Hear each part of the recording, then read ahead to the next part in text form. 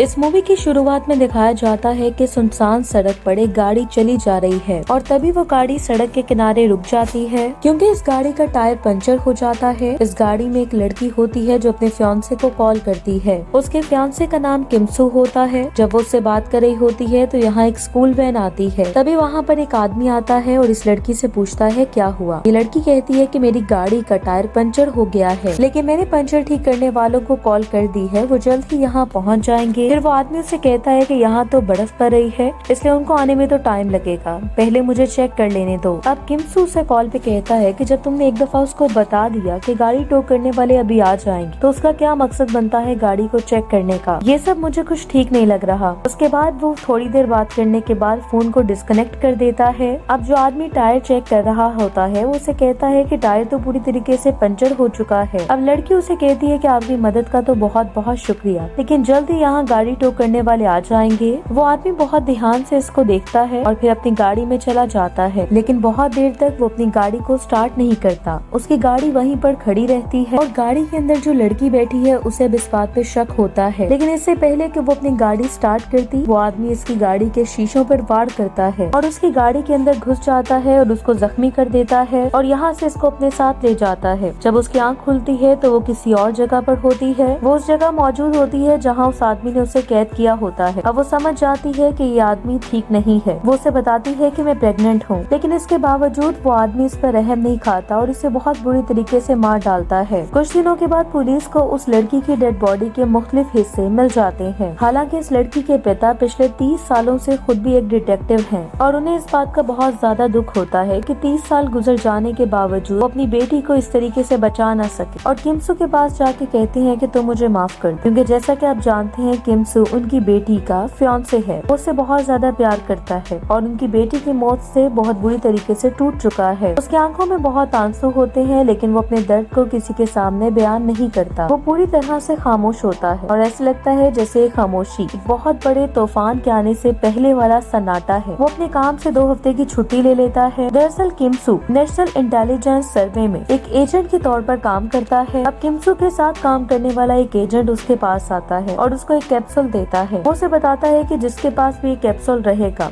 तुम उसकी लोकेशन को अपने मोबाइल में देख सकते हो और साथ ही उसकी बातें भी सुन सकते हो, लेकिन अगर किसी और को इस बारे में पता चला तो हम दोनों प्रॉब्लम में आ जाएंगे। किमसू कहता है कि तुम चिंता मत करो, कोई भी प्रॉब्लम नहीं होगी। अब किमसू को उसकी फियांसी के पिता कॉल करके बताते हैं कि सेम इस तरह के पहले भी केसेस के अंदर 4 लोगों को पकड़ा जा चुका है। अब वो उन चारों की फोटोज और डिटेल्स किमसू को देते हैं। किमसू अब वो डिटेल्स लेकर वहाँ से चला जाता है और 2 लोगों को बहुत बुरे तरीके से टॉर्चर करता है, लेकिन उसे पता चलता है कि इन दोनों में से उनमें से कोई भी नहीं था। अब वो तीसरे सस्पेक्ट के पास जाता है, लेकिन उसने बहुत पहले अपने बच्चों को और घर को छोड़ दिया था। उसके पेरेंट्स को बिल्कुल नहीं पता होता कि ये सब क्या है और वो कहाँ पर है। अब जैसे वो बाहर जाता है तो उसी आदमी का बेटा उसको मिलता है, जिसपे किमसू को शक है। अब किमसू उससे पूछता है कि तुम्हें पता है तुम्हारे पिता कहाँ रहते हैं। अब वो किमसू को सब सच बता देता है। अब किमसू सस्पेक्ट के घर जाता है और वहाँ जाके उसको बहुत सा ऐसा सामान मिलता है जो कि लड़कियों का होता है। उसके बाद वो मजीद तलाशी लेता है तो उसे नाली में एक अंगूठी मिलती है और ये वही अंगूठी होती है जो किमसू ने अपनी फियांसी को दी थी। अंगूठी देख के वो समझ जाता है और उसको बहुत रोना आता है। उसे पता चल जाता है कि घर उसी कातिल का है जिसने इसकी फियांसी को मारा। अब नेक्स्ट सीन में हम एक किलर जेंगसू को देखते हैं। ये वही किलर है जिसने किमसू की फियांसी को मारा है। ये स्कूल के बच्चों को वैन में लेकर जा रहा होता है, लेकिन एक लड़की पर इसकी नजर होती है। हालांकि उससे पहले भी वो एक लड़की को मार चुका है, लेकिन रात के वक्त दिखाया जाता है कि स्कूल वैन में से एक लड़की मिसिंग है। इस लड़की को अगवा भी जैंग ने किया होता है, यानी कि उसी साइको किलर ने। अब वो उस लड़की को अपने घर ले जाता है और जब वो उसे सेक्सुअली असॉल्ट कर रहा होता है तभी कोई पीछे से आवाज लगाता है जैंग। इस बात से जैंग रुक जाता है और बाहर की तरफ जाने लगता है। अब जैसे वो लाइट्स चलाता है तो सामने किमसू को देखता है। किमसू वहाँ पर खड़ा होता है। अब जैंग उससे पूछता है कि क्या तुम अकेले हो, लेकिन किमसू उसे कोई भी जवाब नहीं देता। जैंग कहता है कि शायद तुम पुलिस वाले हो। मैं हैरान होता हूँ कोरियन पुलिस वाले ने मुझे इतनी जल्दी कैसे ढूंढ लिया, लेकिन लेकिन शायद तुम्हें इस बात का अंदाजा नहीं कि मैं कौन हूँ। इसके बाद जैंग किमसू की तरफ भागना शुरू कर देता है। उसके हाथ में एक दरांती होती है, लेकिन इससे पहले कि वो उस पे वार करता, किमसू उसके वार से बच जाता है। किमसू उसे बहुत बुरी तरह से मारता है।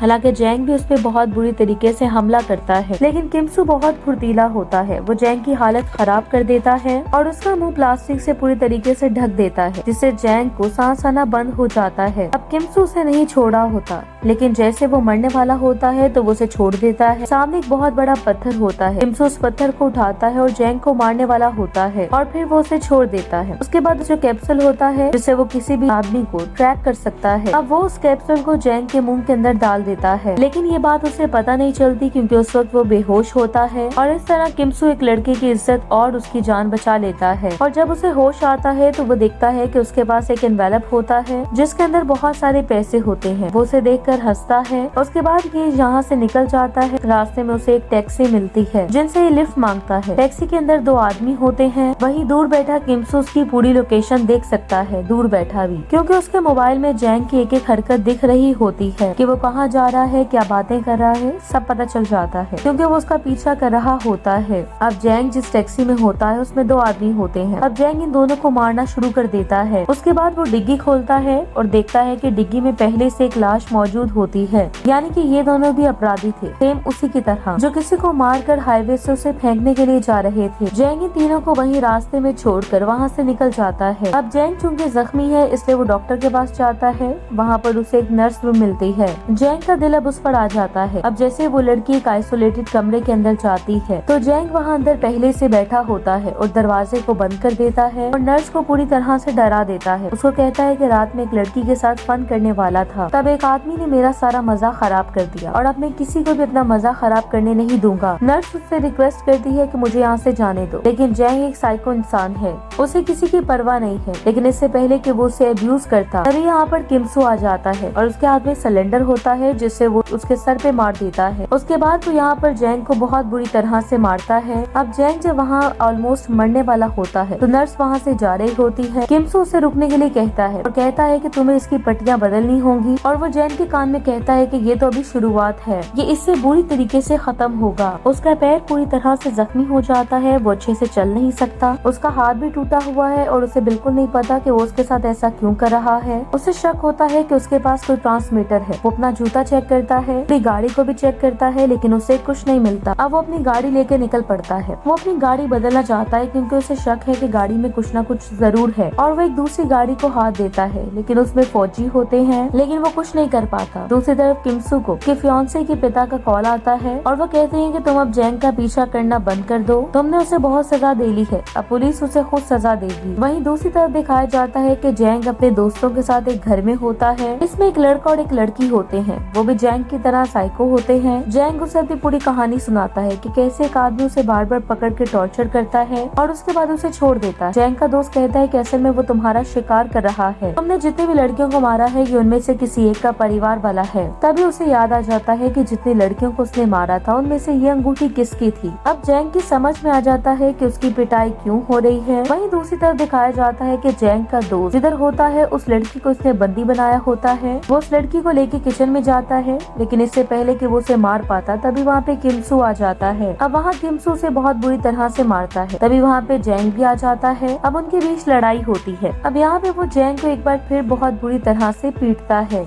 उसकी चीखें निकल जाती हैं और अगली सुबह दिखाया जाता है कि इस घर में पुलिस आ जाती है और पुलिस सबको अरेस्ट कर लेती है। अब यहाँ पर ये सब जख्मी होते हैं, इसलिए इन्हें हॉस्पिटल ले जाया जाता है। किमसू को भी चोट लगी होती है, उसकी पट्टियाँ हुई होती हैं। अब यहाँ किमसू से मिलने उसका वो दोस्त आता है जो उसे कैप्सूल देता है। वो किमसू से कहता है कि तुम इस आदमी को पुलिस के हवाले क्यों नहीं कर दी, जिसपे किमसू कहता है कि नहीं, अभी नहीं, जितना नुकसान इसने मेरे साथ किया है अभी मैं पूरा बदला इससे लूंगा, मैं इसे नहीं छोड़ूंगा। किमसू का दोस्त कहता है कि जो कैप्सूल मैंने तुम्हें दिया था वो काम कर रहा है कि नहीं, जब तक उसे कॉन्स्टिपेशन नहीं हो जाता तब तक वो उसी के अंदर रहेगा। किमसू उसे आहिस्ता होने के लिए कहता है क्योंकि बगल में जैंग भी होता है। किमसू जैंग के पास जाके देखता है तो वो पूरी तरह से बेहोश होता है, लेकिन जैंग बेहोश होने का नाटक कर रहा होता है क्योंकि वो सब कुछ सुन चुका था और उसे समझ आ जाता है कि उसकी बॉडी में कहीं न कहीं ट्रांसमीटर्स हैं, जिसकी वजह से किमसू को उसकी लोकेशन का हर बार पता चल जाता है। अब जैंग एक केमिस्ट की शॉप पे जाता है और वहाँ लूज मोशन की दवा ले लेता है और अब अपने पेट से कैप्सूल निकाल निकाल के एक दूसरे आदमी के पेट में डाल देता है। और जब वहाँ पे किमसू पहुँचता है तब तक जैंग वहाँ से जा चुका होता है। अब किमसू को आइडिया नहीं होता कि जैंग कहाँ जा सकता है। अब वो हॉस्पिटल में जाता है जहाँ उसका दोस्त होता है, वो भी उसकी तरह साइको होता है। उससे पूछता है कि तुम मुझे बताओ कि जैंग इस वक्त कहाँ होगा। वो कहता है कि तुम अभी जैंग के दिमाग को समझे नहीं, जो चीज तुमने उसको दी है वो वही चीज तुम्हें वापस देगा और अब वो तुम्हारी गर्लफ्रेंड की फैमिली को नहीं छोड़ेगा। एक बार वो अपना काम पूरा कर ले, उसके बाद तुम उसे पकड़ भी लो तो उसे कोई फर्क नहीं पड़ेगा। तभी किमसू वहाँ से निकल जाता है, लेकिन किमसू वहाँ पहुँच नहीं पाता। उससे पहले ही जैंग वहाँ पहुँच जाता है और वो उसकी फियांसी के पिता को बहुत बुरी तरह से जख्मी कर देता है और साथ ही उसकी फियांसी की बहन को पूरी तरह से मारकर वहाँ से निकल जाता है। अब ये सब देखने के बाद किमसू पूरी तरह से टूट जाता है। उसको कहीं ना कहीं अब अपनी गलती का एहसास हो जाता है। अगर उसने उसे पहले मार दिया होता तो ये दिन उसे देखने को ना मिलता। वहीं दूसरी तरफ जैंग अपने आप को पुलिस के हवाले करना चाहता है। वो पुलिस को कॉल करता है, मैं अपने आप को आपके हवाले करना चाहता हूँ। वो उन्हें अब एक लोकेशन बताता है। जैंग अपने आप को पुलिस के हवाले इसलिए करना चाहता है ताकि किमसू के हमले से बच सके और वो जिंदगी भर तड़पता रहे और इस पूरे खेल में जैंग की जीत हो जाए। अब जैंग उस जगह पहुंच जाता है जहां पुलिस पहले से उसका इंतजार कर रही होती है। इससे पहले कि जैंग को पुलिस पकड़ती तभी वहां पे किमसू आ जाता है और वो चलती गाड़ी में जैंग को उठाकर वहां से ले जाता है और वो उसके उसी घर में उसे ले जाता है जहाँ जैंग ने फियांसी को मारा था उसकी।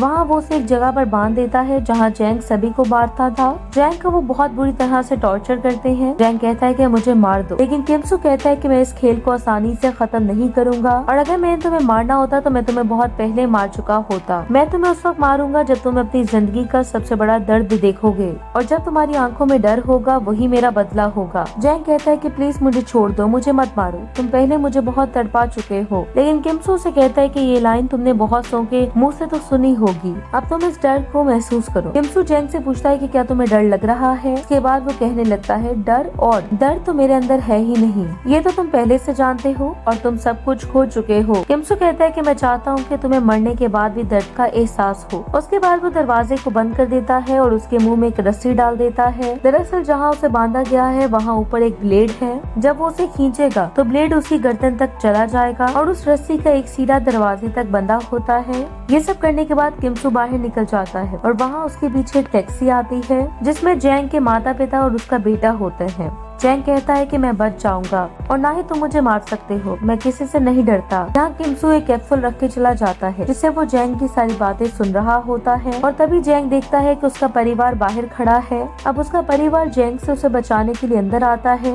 जैंग उन्हें अंदर आने से मना करना चाहता है। बाहर से उसका पूरा परिवार दरवाजा खोलकर जैंग को बचाना चाहता है, लेकिन उन्हें नहीं पता कि अगर दरवाजा खुला तो रस्सी खिंच जाएगी। ये वो वक्त होता है जब जैंग की आंखों में मौत का डर और दर्द दोनों होते हैं। ये दर्द और डर उसने बहुत से लोगों को दिया, लेकिन आज वो उसी लोकेशन पर उसी जगह पर खड़ा है जहाँ पर उसके फियांसी वो चिल्ला कर दरवाजा ये कहना चाहता है कि दरवाजा मत, लेकिन वो अपना मुंह नहीं खोल सकता।